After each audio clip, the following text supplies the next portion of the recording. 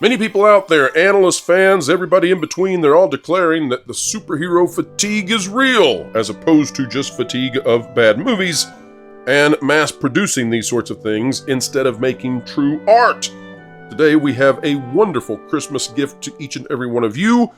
We are going to unveil a conversation which was previously member exclusive, in which you are going to hear from some of the best Hollywood analysts I know, as well as a Hollywood insider, as to whether or not the superhero genre follows along with the Western genre, its rise and fall. And frankly, folks, this is the kind of conversation we love. I can't wait to show it to you. And guess what? Merry Christmas, because it comes right now.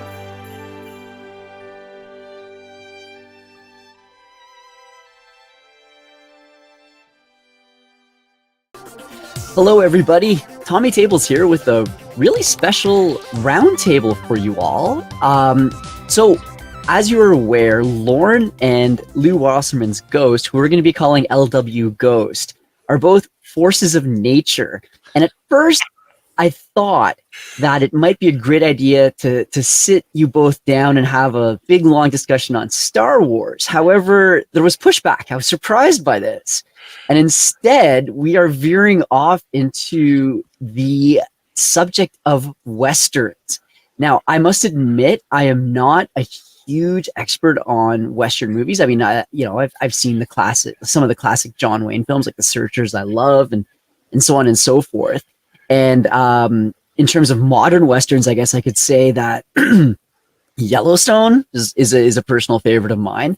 However, I don't think that's exactly where you guys are going to want to go with this. So I understand that there was a bit of discussion between Lauren and LW about Western media, and that you guys both realized that there was some sort of burning passion there.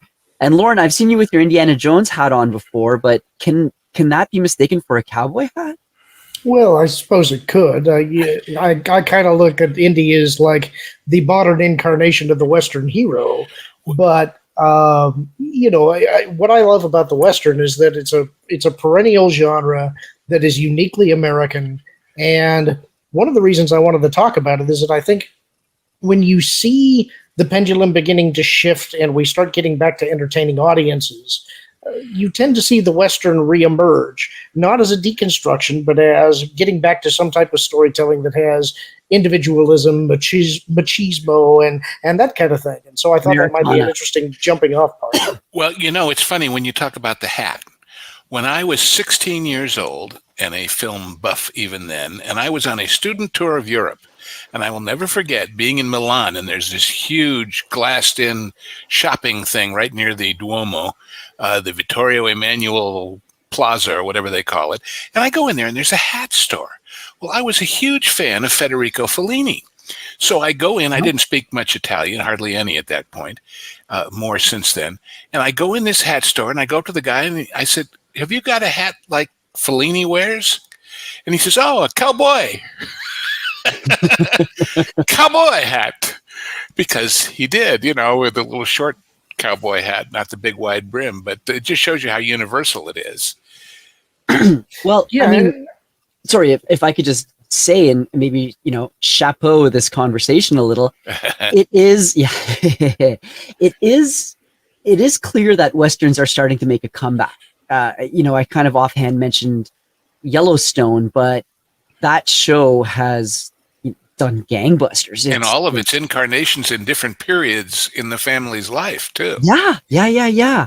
So I think you guys might be a bit ahead of the culture curve here, not to borrow a phrase, with the fact that I think the next little while we're going to be seeing the reemergence of the Western as a bit of a tour de force, especially to sort of fill in the void being left behind by the superhero genre. Perhaps. You see, Lauren and I talked about this a little the other day, and I don't think it ever really went away. It became sci-fi. If you think of the good sci-fi movies that you've enjoyed, it's the wild frontier with no law, and the stranger rides into town, granted on a starship and not on a horse, and vanquishes the bad guy and kisses the girl and disappears, and afterwards it's all gee, and we wanted to thank him. Or he finds a little green alien. Well, yeah, well, that's Tonto. Uh, or R2. This is actually part of the conversation that we had about a week ago or so, and it's one of the things that makes westerns so fascinating is that they're endlessly adaptable.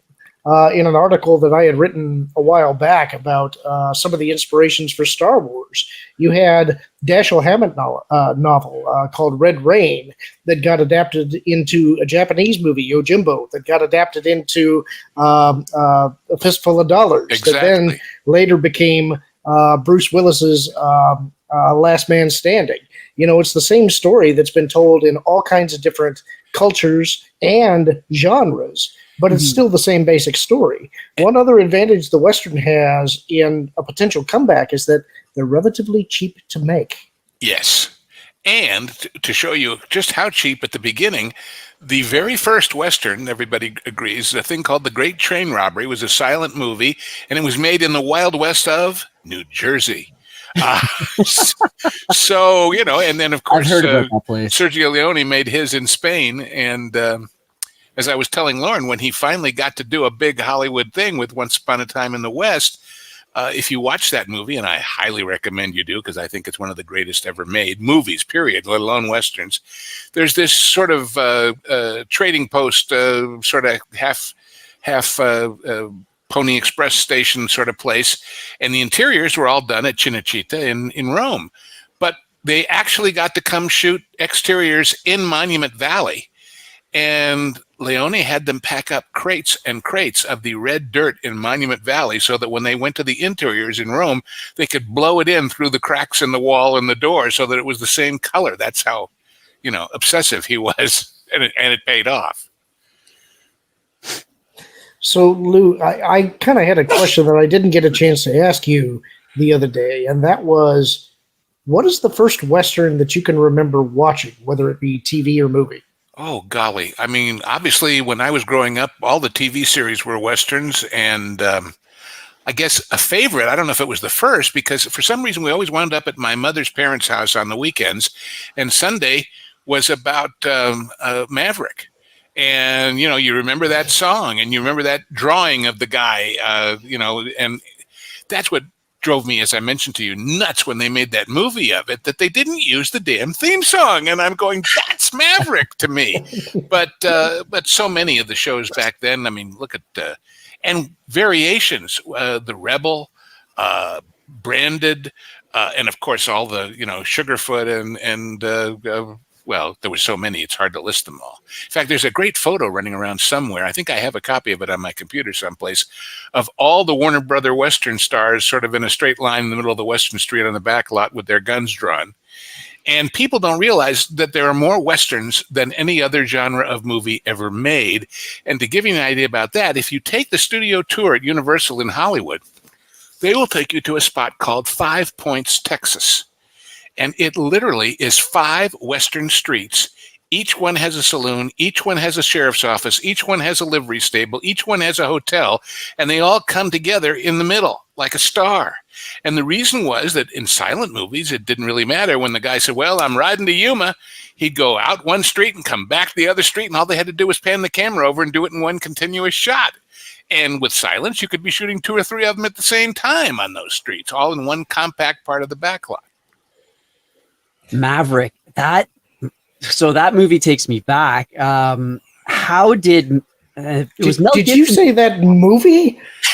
Well, see, Shame on you, Tommy. These kids today, I tell you, for those who you can probably find. You mean that was an original story featuring Mel Gibson? It was the Maverick brothers, Brett and Bo and Bart.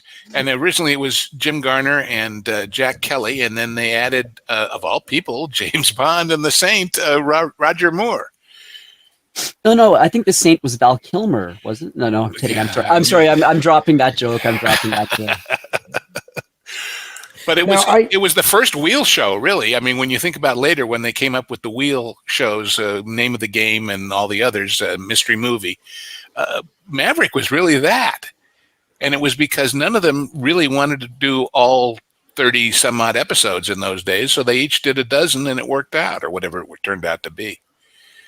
Yeah, but my dad introduced me, I think, first to Have Gun Will Travel. Yeah. But then we got into Maverick, and that became my favorite TV Western. Now, I do have a soft spot for the Mel Gibson movie. I do like that movie, but I understand what you're saying about not having the theme song. It just gets me when they take a movie thinking, hey, there's a built-in audience, and the first thing they do is strip everything out of it that made the built-in audience love it.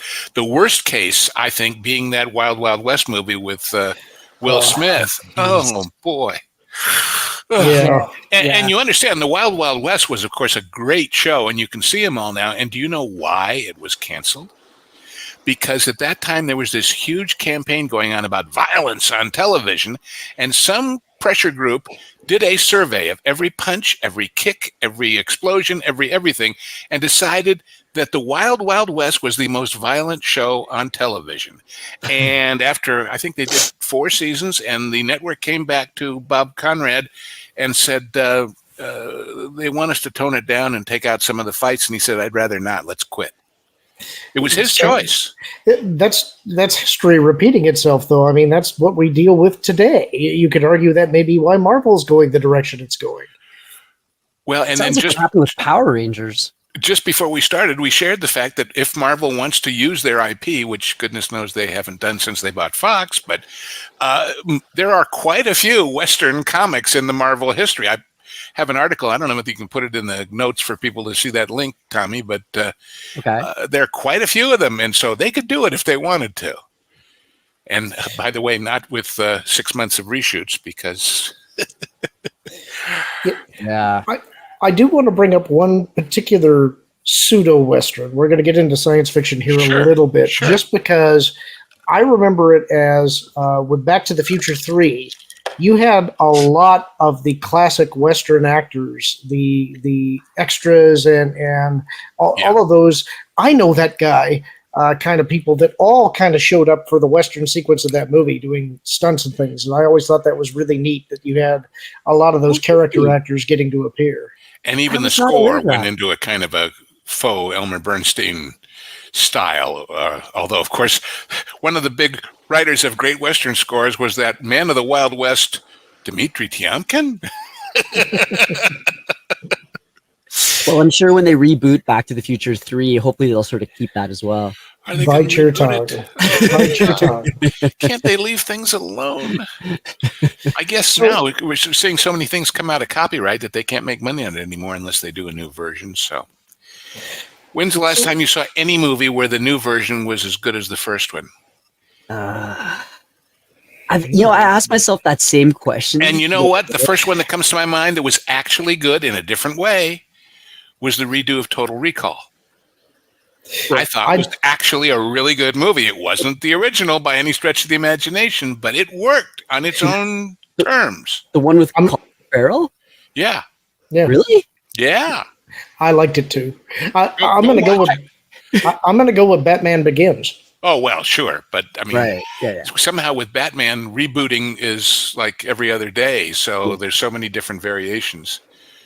In fact, my dear friend from the Directors Guild, Bob, who directed the pilot of the original Batman show along with others that just passed away. No way. He also did Star Trek. He did everything. Great guy. Great guy. Anyway, but that shows you the versatility of people in those days.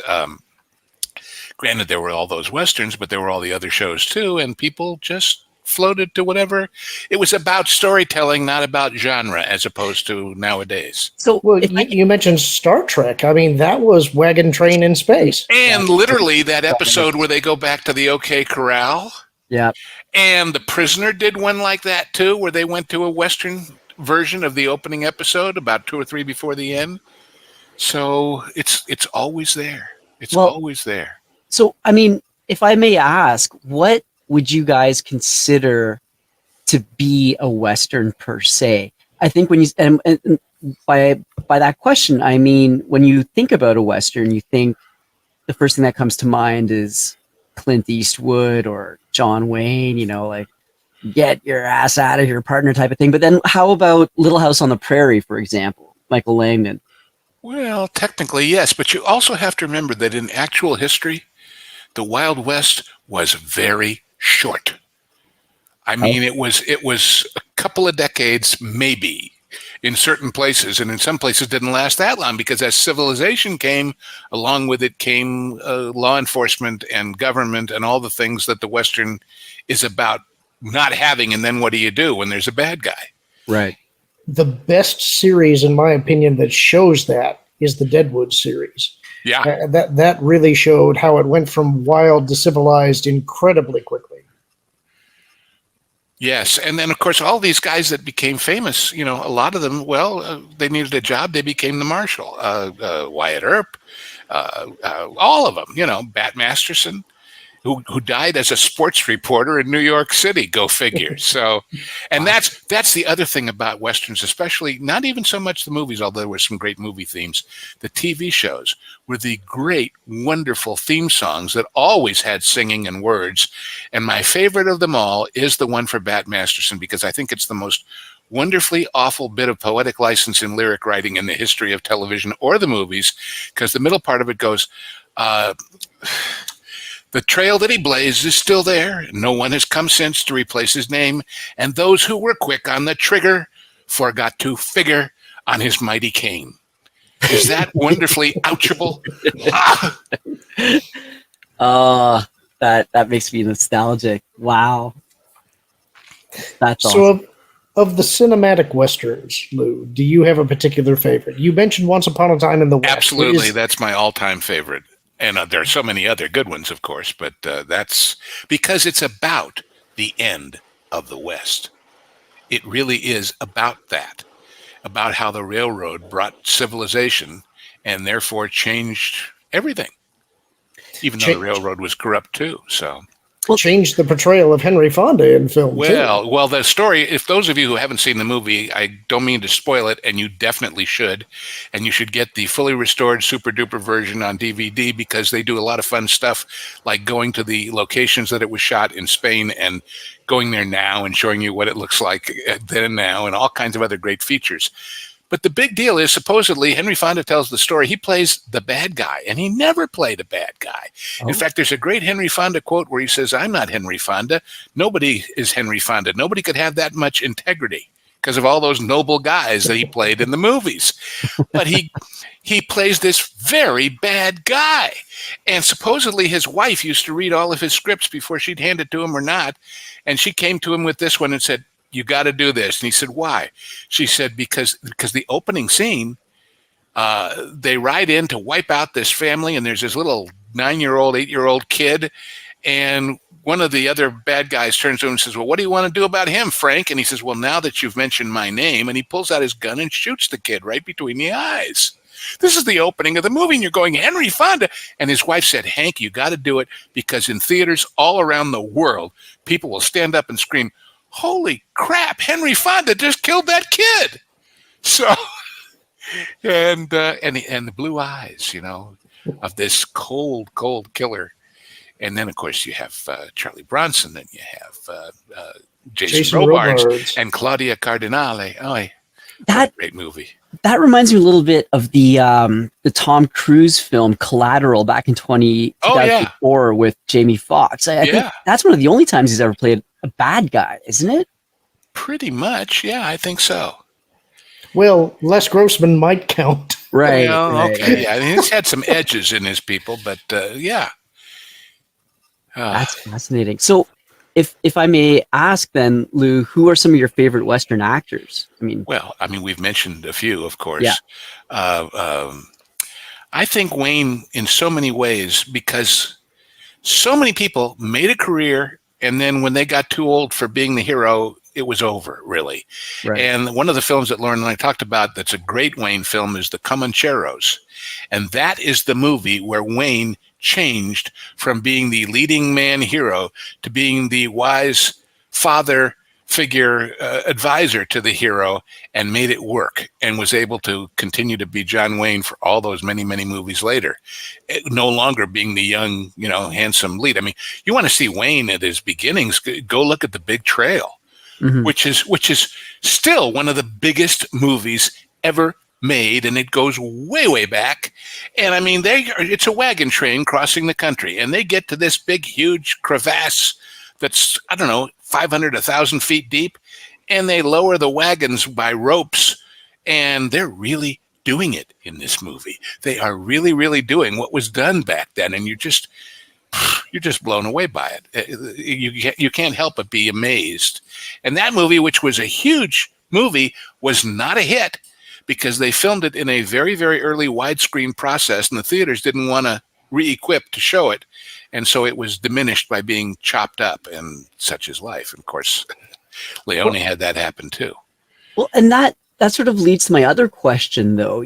At the beginning of this segment, both of you had mentioned that one of the reasons why the Western was so enduring and why it became so popular was the fact that it was, from a production standpoint, quite cheap to produce. And so can you speak a little bit as to why that would be? I mean, when you think about a Western these days, you think about, okay, you need to find like a dusty place, you need to set up, all these facades, you need to have like the wardrobe. Well, the simple answer is, if you go look at the first Indiana Jones movie, and they're up in that rooftop, they had to go take down TV aerials for like a quarter mile to make that work in period. Right. It's harder now to find a spot that's unspoiled. In those days, I mean, there's a famous line, Samuel Goldwyn, who was famous for famous lines. For those who don't know Los Angeles, Griffith Park, named after Colonel Griffith, who donated the land, is a big piece of parkland right in the middle of the city. It's where the famous observatory you've seen in a million movies is. It's where the zoo is. And he said when people wanted to go on location to make a Western or anything else, he said, look, a rock is a rock, a tree is a tree, shoot it in Griffith Park. So the answer is, you don't have to build scenery. You can use it. You have to pay to get there. And the story, of course, always goes with John Ford, that this guy who had this trading post at Monument Valley, nobody knew about Monument Valley, really. And he came into Hollywood and somehow managed to see him and brought pictures and said, you ought to make movies here. And that's why so many of those great Westerns were done in Monument Valley, which, if anybody out there has never been there, it's not easy to get to. It's in the middle of nowhere. Go. It is that and the Grand Canyon, which is not too far away from it, are the two things above all else that I think, it doesn't matter how many times you've seen pictures or movies or IMAXs or anything else, you will not begin to appreciate them until you're actually standing there. Go. I think another thing that contributed to how many Westerns got made and how cheap they were at the time is that you used to have contract players on the studio grounds. Cowboys were actually just there, right, doing all of the stunt work between pictures. And Gower, the street that Columbia is on, was called Gower Gulch because all of these cowboys would hang out there on the corners, like you now see laborers from south of our border waiting at the local Home Depot, just waiting for somebody to come by. I need 6 guys who can ride. Are you ready? And go. It was easy. It was easy, and it was relatively cheap. Absolutely. Well, so there is one particular guy I wanted to talk about a little bit, if we could, Lou, because I have a feeling you will probably have some knowledge of him. Is Elmore Leonard? Another one of my favorite Westerns that was remade, I guess, 10 years ago was 3:10 to Yuma. Yeah. He's also the guy that is behind Justified and Raven Givens and those shows. Also, what was it? Get Shorty and Be Cool. Yeah. So if you want a guy who did snappy dialogue, there's no one better than Elmore Leonard. But you also have to understand that those writers, they all started out getting a penny a word for writing stories for all the pulp magazines. And if it was a Western one, you wrote a Western. If it was detective, you wrote a detective. It just, all of these great writers came out of that world. They were prolific because that's how you made a living. And I think that's something that's missing now because you don't have pulps anymore. You don't even really have magazines anymore. Well, we learned that we do have people who write fan fiction directing mega flops this week. If you know the reference, you'll know. And if you've been watching all these channels, you'll know that. But it's not the same thing because, there were editors and there were people who, would give you a shot, but they wanted you to deliver. And you got better by being told no or being told what was wrong with it and how to make it better. You got tighter. You were an editor before the editor got a hold of it because you wanted them to keep reading. When I first started writing screenplays, everybody, the common wisdom was, well, you don't even bother with much in the way of stage directions or scene definite. You just write dialogue because a director's going to change all that anyway. And my answer was, yeah, but it's not getting to the director unless it gets the guy who's reading it to keep turning pages. So I would put puns and jokes and all kinds of stuff in the scene descriptions, and people kept reading because, hey, this is fun. So it's kind of the same process, if you think about it, is that you had to keep people interested at the reading stage before it ever got to the filmmaking stage. So do you think that if the Western was going to make a more traditional comeback instead of the deconstructions that we're seeing for the most part now, except for the Taylor Sheridan stuff? Well, Mandalorian is kind of a Western guy, but still. But do you think that would be a place where you would send people to cut their teeth to maybe get some of those skills back? That's As long as there's somebody there to mentor them, yes. And they can't, this idea, well, we'll put all the new people on this and let them fall down a lot. Somebody's got to be there who has who's a firm but fair person with a whip saying, no, not that, this, and this is why, and explaining it to them. Kevin Feige. Okay. But I mean, when I was a million years ago at film school, the guy who taught screenwriting was a guy named Erwin Blacker. And he had been in the OSS in World War II and all kinds but he was the story editor on Bonanza.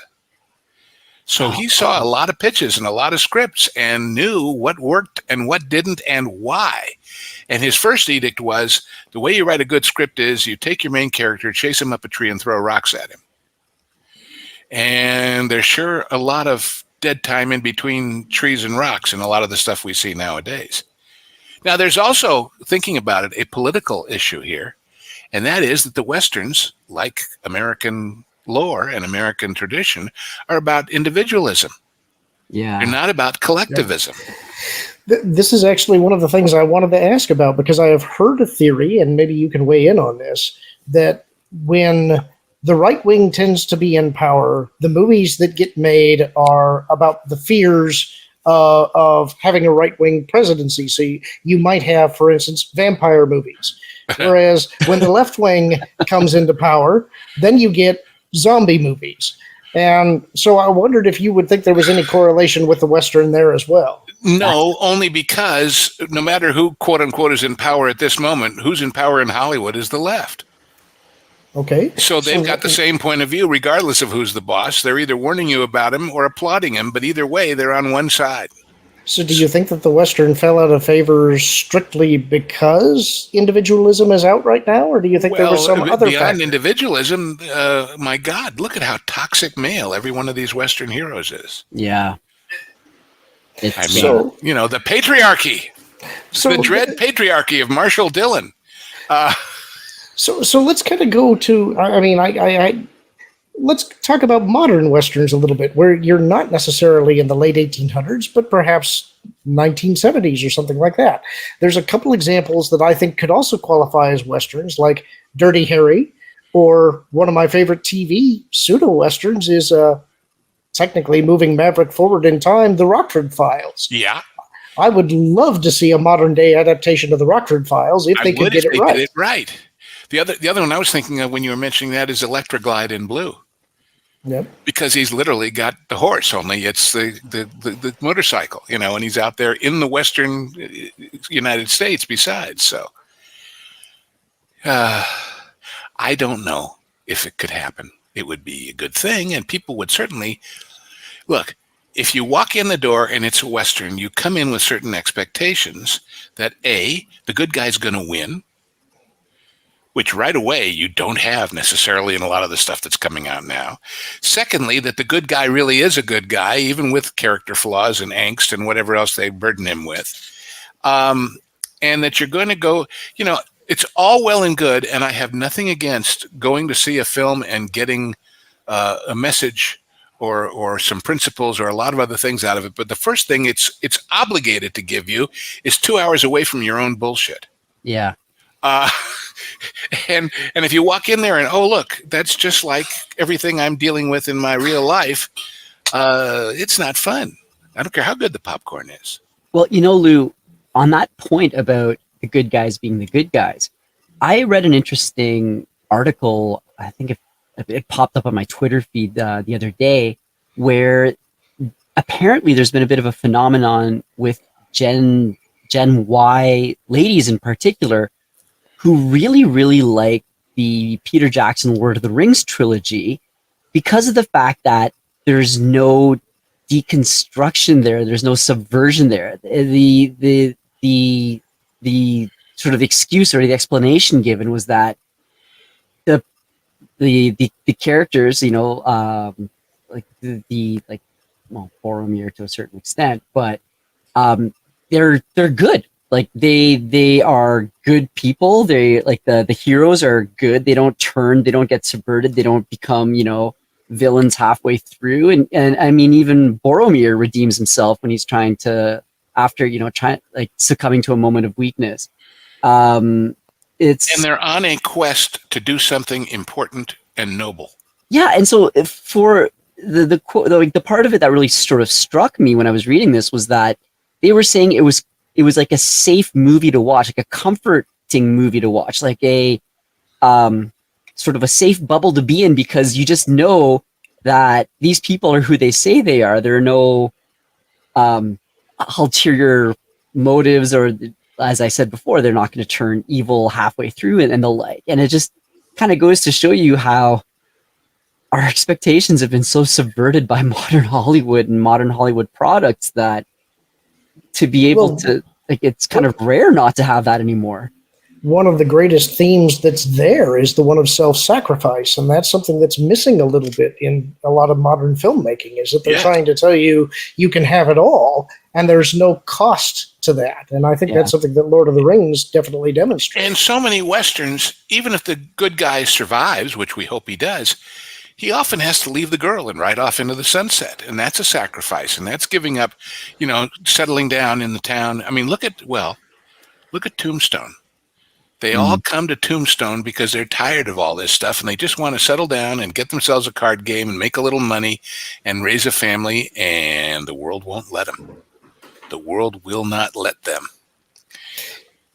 Even Doc, let alone the Earp brothers. I guess that's where the saying "riding off into the sunset" comes from. Well, you were asking what one of the essential elements of the Western are. I think there's really two of them. One is that it does have to be in a frontier setting where you don't have all the conveniences. The other is that whoever it is that comes to town, your protagonist, he's an outsider. He's always going to be marked by the fact that he is willing to do violence in the service of something where the others are not in most cases. And so that sets him apart, and that's part of why he can't settle down. And the classic ultimate outsider is actually in a comedy, and that's Bart in Blazing Saddles. He's an outsider and then some. I think you also just described Knight Rider, Lauren. Yeah. Yeah, I mean, I guess technically so. His trusty steed Kit. Good old Kit. So I mean, actually, I have an app on my phone that simulates Kit. If you push the right buttons and talks to you and tells you you're going the wrong way, Michael. I don't understand why Google Maps hasn't done something like that already with done a licensing deal or what have you. I mean, I think it's been everyone's dream to have their car speak to them the way Kit does. Because the 12-year-olds at Google don't know who Kit is. Right. Yeah. I mean, I hate to sound like a grumpy old man all the time, but I guess I am to some degree. And I'm not saying it because I'm mad at him. I'm saying it because they've been deprived of all this stuff. Look, I was born in 1953. Mm-hmm. I never grew up with Humphrey Bogart. I never grew up with John Ford. I never grew up with all of these great movies, Western or otherwise, but I knew about them. Yeah. And I watched them on TV. I always joke, my wife is an Air Force brat and grew up overseas, and I literally showed her Casablanca about 25 years ago for the first time because she didn't have Channel 9 running all these movies all night long every night like I did. But there is such a cutoff, it seems, from the ultimate expression of it being Rachel Ziegler saying, "Oh, that old movie, we don't want to do that again." Right. Uh, Everything old is not bad. There must have been a reason why those people watched that stuff, and it wasn't because, well, they were from some other planet that you're not part of. And it really is a cutoff. Like it, again, I was really fortunate in the sense that when I was growing up, we had access, and you guys are probably gonna if you could, you'd probably punch me in the face when I say this, but there was this TV station that played sort of, older types of TV shows. And so, especially during the summertime, I'd be adjusting the rabbit ears on the television that at like the little sort of family cottage that we had. And I'd be able to watch the Andy Griffith Show. I'd be able to watch the original Batman, like the original Star Trek, Leave It to Beaver, like all that sort of stuff. And that it really kind of opened me up to all of these fantastic TV shows. And I just feel like in this day and age, like, where do you find the opportunity as someone growing up to be able to see that stuff? Like, you just don't. It's sort of just, Netflix and chill. You know and where to it. look. It's all showing up on YouTube. Earlier today, I was watching an episode of Combat. And before that, Voyage to the Bottom of the Sea, because they're all coming out of copyright. I mean, when Disney bought Fox, my first thought was, my God, they could, if they can't do the Marvel thing in Florida, they can turn Tower of Terror into the Nakatomi Plaza. They can do Combat. They can do all of the Irwin Allen shows, But then I thought, no, they don't want to do that because, again, those are not politically correct by their standards, which is silly. And you have to remember that in 1966, 7, 8, when Combat was on the air, a great number of the people watching it had been in the real thing. When Disneyland opened, a great number of the people walking down Main Street had been on real main streets just like that. They had a connection to the past. Now, we have every mall is the same, every big box store is the same, every, Well, we don't really even have malls and big box stores anymore. They're all shutting down. Away, but all I'm saying is the homogenization of the culture in a bad way, as opposed to, and I think I mentioned this on some other show recently before, in the radio days, which I'm familiar with only because my mother was an actress in radio. She was on Sherlock Holmes with Basil Rathbone several times, and she was the Cisco Kid's girlfriend and did a lot of that stuff. But the story is, the big popular show, of course, was Amos and Andy. Oh, yeah. And in the days before everybody had air conditioning and closed all their windows, the story was that in any town in America, big or small, on, I think it was Sunday night that there was on, you could walk down the street and never miss a word of the show because it was on in every household, coming out the windows, and you could just follow right along with the story as you strolled down the street. Well, that's what the movies were. When we all went to go see Star Wars, everybody went to see it, and everybody had that touchstone and that frame of reference. So I guess the moral is that we have far too much stuff, and most of it's crap right now. Well, and we're so busy talking about what sets us apart that we aren't dealing with what makes us the same. So sorry, go ahead, Lauren. I was just going to say something else about movies and shows from that era is that they didn't have all of the cheats that we have now, like CGI. They didn't have the full movement of the camera that we have now. So when they were doing stunts, they were really doing stunts. They were riding the horses. They were really driving the cars. And it has a different look when you can see that, yeah, this is a real car chase or a real like Yakima Canute. I was just about to mention Yak. The great story that Charlton Heston tells in his autobiography is when he was doing Ben-Hur, and Yak was teaching him how to drive the chariot, and they're over in Italy, and every day he's practicing, and they're getting closer and closer to the day they're going to shoot it, and he's nervous. He's worried, and he turns to Yak and says, "I don't know if I'm going to be ready." And supposedly Canute put his hand on his shoulder and said, "Chuck, relax. The fix is in. You're going to win the race." That's a great line. Yeah. That was one of the two my favorite things from his book. The other one was, you might remember that although he had done, I think, one or two small parts in other movies, his first big part was as the circus manager in Cecil B. DeMille's The Greatest Show on Earth. And about 5 weeks after it opened, supposedly DeMille called him into his office. He said, "Chuck, I'm going to show you the best review you will ever get, no matter how good and famous you get in your entire history as an actor." It was a fan letter that somebody sent to CB, and it said, "I loved the movie, and it was so great. And gosh, that real circus manager was sure great playing against all those famous actors." and Heston said, "Yeah, that was the best critique I ever got because he made it work. He made it work." But that's kind of what's wonderful about movies and shows from that era is that having limitations is not a bad thing. It forces you to get creative. And I think for all of Lucas's complaints about how he didn't like the original Star Wars, it's those limitations that I think pushed him to where he made something that would never be forgotten. Yeah. Yeah. And frankly, if it hadn't been a big success, you would never have heard that stuff. It's like, well, but now we could have done it so much. And it's like, yeah, but it was when it was, and that's what it is. I hate when they go back and redo things. I hated the fix on Close Encounters. I mean, it's like, leave it alone. It works. So. Or putting walkie-talkies in the government agents' hands. There you go. There you go. Yeah. Jeez. You know, and low budgets. There's a great Frank Zappa song called Cheapness. And it's about a movie, it's called It Came from Outer Space or something, with this kind of upside-down carrot-shaped thing, and they shot it in Bronson Canyon. And for those who don't think they know what Bronson Canyon is, yes, you do. It's the Bat Cave from the original TV show. And Peter Graves and Lee Van Cleef are fighting this evil space monster. And it was a black and white movie. And as it's coming out of this cave, and Lee Van Cleef has a blowtorch, an old-fashioned blowtorch, and goes up and burns out its eyes. But as it's coming out, you can literally see somebody's pushing it out with a 2x4 from inside the cave in the darkness. And the story goes that in those days, in black and white, they used Hershey's chocolate syrup as the blood coming out of its eyes. And somebody set the pressure too high, and it sprayed the entire camera crew and ruined the camera because they all had chocolate on them from the creature's blood. Well, heck, those were the days. What a delicious mistake. When I was going to film school, a guy was giving us lessons in how to tie into the transformer on a telephone pole if you were doing lighting, you know, on your student project. And basically what he said was, this is how you do it, and have everything packed and ready when you turn it on, because if it blows up, they're going to charge you $35,000 to replace it if you're still there when they get there.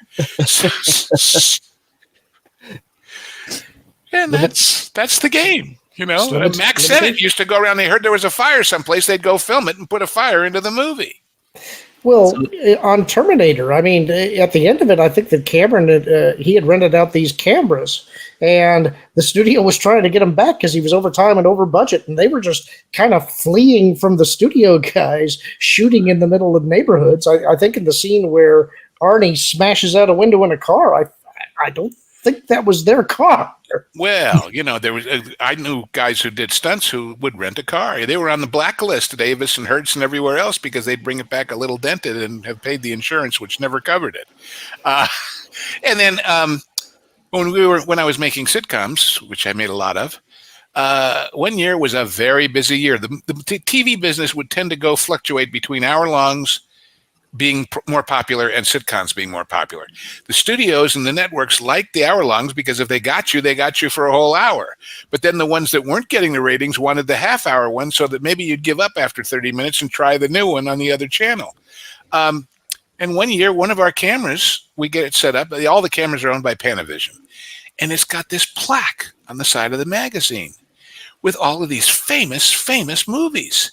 And it turns out this thing had been sitting in Panavision's office in London in a glass case. And it was all the movies that Doug Slocum, the famous cinematographer, had made. And they ran out of pieces, so they sent it home to go to work. They put it on a plane and sent it back. So, you know, you do what you got to do. Tommy, do you know who Dougie is? Let me pretend that I do, and why don't you enlighten the audience? He's behind all the great sets and cinematography on the Indiana Jones movies. Yep. Oh, okay. Yeah, I saw your eyes widen when he said that. Yeah, it's a Temple of Doom was, I think, probably his greatest work that I can think of. Well, and these guys, you know, the old timers knew things. I think I was telling you, Lorna, I was telling somebody recently, when I was doing a series at Universal, and I won't get any more detail as to what it is, but it was a set of a household. And like a lot of sets, you know, whether you have them at home or not, all TV show sets have what they call shears, which are kind of lacy curtains covering the window that the regular curtains frame. And the reason is to make it not so obvious that you've got a blue backdrop out there with painted trees on it. And this guy who was our cinematographer, Vinnie Martinelli, came in and said, "What network is this show on?" And they told him CBS. He said, "Okay, take those shears, send them out, and dye them flesh color. They're too white." "What do you mean?" Well, he happened to know that at CBS, there was some guy in New York who cranked up the chroma on every show because some executive decided it made it more cheerful. And if those things were still white, they would turn into bright arc lights of pain in your eyes. And he didn't want that. So we dyed these curtains for his lighting. Go figure. Oh. So these are the things that, the old timers knew. And I don't know if anybody knows them anymore. Now they just do digital correction. Yeah, right. Which is another $100,000 and God knows how long. Well, guys, We'll fix it in post. going back to the subject of the Western, what do you see coming down the pike about Westerns? Like, where do you think things might go? Do you think we'll continue to see some perhaps deconstructions of the Western, as they've tried to do with a couple of movies recently, like that Benedict Cumberbatch one? Or do you think we will see a return to form? Like, I mean, is Yellowstone paving the way for it? I don't know, I keep going back to Yellowstone, sorry for that, but do you think it's paving the road again to a glorious return? Like, where do you guys see things going? Well, the last time they came back, it was Australia. It was Quigley Down Under and Man from Snowy River and all of that, because there was still a West there. Here, not so much. So, and people have been told, "Oh, that's old." So you've got to overcome that with something so compelling. First of all, it better have a star. It better have a big star. I was just reading today that apparently, putting aside Westerns, what about sword and sandal movies? Denzel Washington is going to play Hannibal. Yeah, I saw that. Crossing the Alps and all of that. That'll be interesting. Yeah, I think that its return is going to be inevitable. But one thing that I would put, besides having a star, I don't know if you have a star that can really fill those shoes today. But I do think it could be another kind of a proving ground for somebody to become a breakout if you had somebody that does a good job in one of them. So I think the Westerns that I see that seem to be faithful adaptations lately are not coming out of America. You're seeing some out of Europe and some other places. But I think they'll come back. They always do eventually. Yeah, they do. Oh, And as far as the star thing, all I'm saying is you've got to have enough pull to get people to overcome their, "Oh, that's old fashioned, and we that's my father's or my grandfather's generation," to get them in the theater. So directors don't do that, and writers don't do that, and producers don't do that. Only movie stars do. That's Taylor Sheridan's strategy. He said that for all of his shows, he always has one big name star as the anchor, and then he just casts a whole bunch of other people around them. And I'll point something else out about his stuff. The people he picks, forgetting about the Westerns, what about Tulsa King? Stallone, like John Wayne before him, like so many of the big stars who kept it going, like William Shatner, they get the joke about themselves and they play to it, not against it. Mm-hmm. They get who they are and they play that guy. With the rare exception of Hank Fonda shooting the kid. But other than that. Yeah, I think that's true. And, Sly, I think, is somebody who's absolutely brilliant. I don't think he gets enough credit for all of the things that he's done in the industry. But there's another guy, going back to Westerns, that I always feel like he's a star, but he's always felt to me like he gets overlooked a little bit. And that is Kurt Russell. This is a guy who started off as a child actor in Disney movies and didn't want to be an actor. He wanted to be a baseball player. But this guy, he did The Wholesome Fresh-Faced Kid. He did I Was a Teenage Computer, or the computer that wore sneakers. He's Snake Plissken. I was going to say, that's a Western. Big Trouble in Little China is a Western. Yeah. I think my personal favorite Western probably would be Tombstone. And so this is the kind of guy, this is the guy who's got the kind of star power. You want somebody with that kind of a light I think, to try and bring it back. And Well, and do I, that. I remember when Silverado came out, my thought was, for God's sake, somebody ought to put Danny Glover in a remake of Paladin. Literally yeah. the Black Knight, because he was such a great cowboy in that. Now he's got other issues we won't go into, but there's so many good people that could fill those shoes and could make that work. Even in so-so movies, Costner's made a couple of stinkers too, but of course he's gotten so much better as he's gotten older. Every movie he does, he gets better and better and better, I think. Open Range is another great one. Open Range, I was about to say. I love that movie. Love that movie. And if you think about it, that's the oldest damn plot in the Western, which is the sheep guys against the cow guys. And so, Well, I think. Oh, sorry. Go on, Lauren. I was just going to say, it also has some of the best sound design that I've ever heard in the movie. Yep. Well, guys, I was just going to say maybe we can reconvene when Taylor Sheridan announces his next project starring Kurt Russell, perhaps. Could be. But listen, this was a really fascinating conversation. Thank you very much. I learned quite a bit, and hopefully the audience will enjoy and appreciate this as well. I have a feeling that we have quite a few Western fans in the channel. Go see all these movies we mentioned, folks. They're easy to find, and they are well worth your time. And odds are good that most likely one of the movies that you really enjoy, even if it is not, guys riding horses with cowboy hats and whatnot, is it in its spirit, as you guys have pointed out, a Western. So it translates over pretty well. Leave your comments down below if you've got some that we didn't mention, because I'm always looking for new ones to watch. Oh, please, yes. All right. Well, sorry. Because there are so many, there's lots of them we didn't get to, of course. That's true. Well, guys, thank you again. This has been a fascinating conversation. Audience, please let us know what you think. Give us your comments. Give us your feedback. Give us your suggestions, especially. I know I've got a TV, like a list of things that I need to start watching that keeps growing every time I have one of these conversations.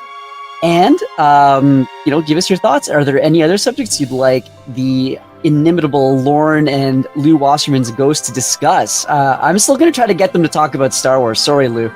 But that'll be talk about it. I just don't have anywhere near the depth of canon knowledge that I know Lauren has, and if I can be taken by the hand and led through it, swell.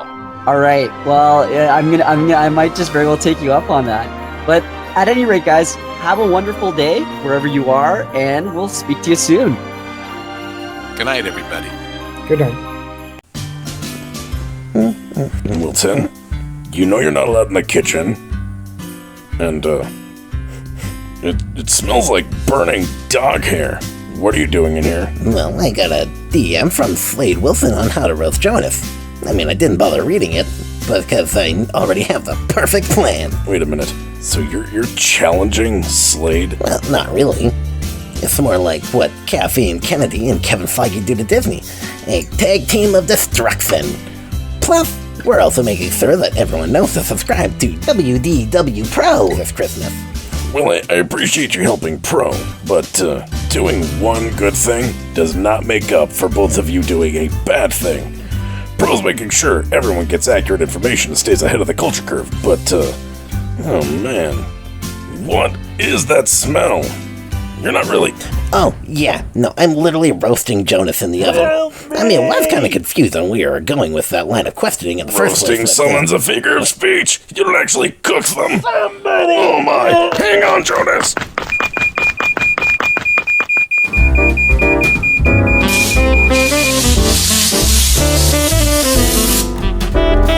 Well, I hope you're happy about what you've done this Christmas, Wilton. You almost ended Jonas. On the brighter side, he looks great with that new tan. I guess you could say I gifted him a nice complexion.